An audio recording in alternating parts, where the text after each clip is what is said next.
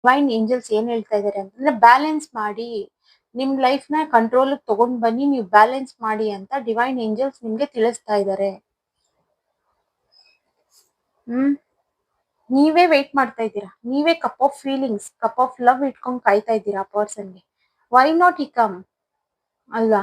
ಯಾಕೆ ಆ ಪರ್ಸನ್ ಬರಕ್ಕಾಗಲ್ಲ? ನಿಮ್ ಕೈಯಲ್ಲಿ ಏನು ಇಲ್ಲ, ಎಲ್ಲ ಅವ್ರ ಕೈಯಲ್ಲಿ ಬಿಟ್ಟು ನೀವು ಕೂತಿದ್ದೀರಾ. ನಿಮ್ ಲೈಫ್ ಡಿಸಿಷನ್ ನ ನೀವ್ ತಗೊಳ್ಳಿ, ಆಗ ಆ ಪರ್ಸನ್ ಬರ್ತಾರೆ.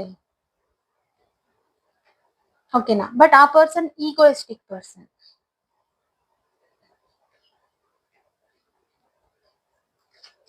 Universe clarify the cards.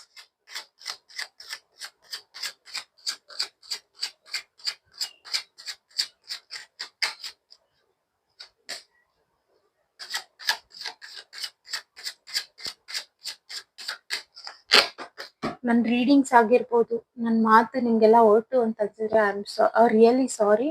ನಾನು ಈಗ ಹೆಂಗ್ ನಡೀತಾ ಇದೆ, ಕಾರ್ಡ್ಸ್ ಅಲ್ಲಿ ಏನ್ ಬರ್ತಾ ಇದೆ ಅಂತ ಅದನ್ನ ನಾನು ಹೇಳಿ ತಿಳಿಸ್ತಾ ಇದ್ದೀನಿ ಅಷ್ಟೇ. ಓಕೆನಾ?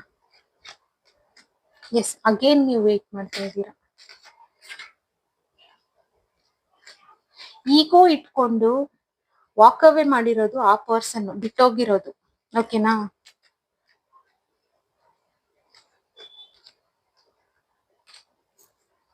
ನೀವು ಜೆನ್ಯೂನ್ ಪರ್ಸನ್ ಇದ್ದೀರಾ.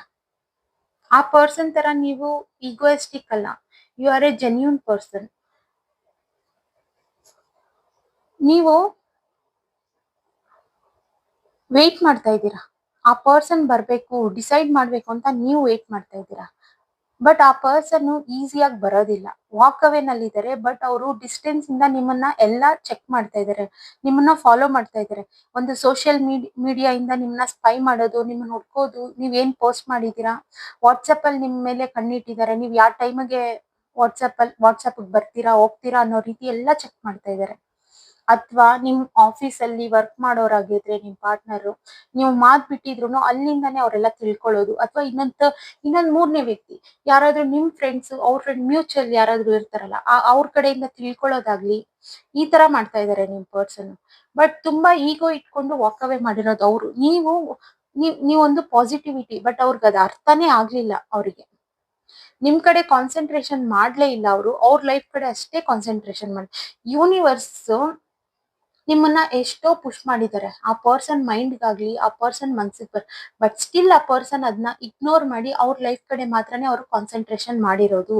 ಬಟ್ ಅಂದ್ರೆ ಆ ಪರ್ಸನ್ ದೂರದಿಂದ ನಿಮ್ಮನ್ನ ಸ್ಪೈ ಮಾಡ್ತಾ ಇದ್ದಾರೆ. ಬಿಕಾಸ್ ನೀವು ಜೆನ್ಯೂನ್ ಅಲ್ವಾ, ನೀವ್ ಈ ಕೆಲಸ ಮಾಡಲ್ಲ, ಆ ಪರ್ಸನ್ನೇ ಹತ್ರ ಕೆಲಸ ಮಾಡ್ತಾ ಇರೋದು.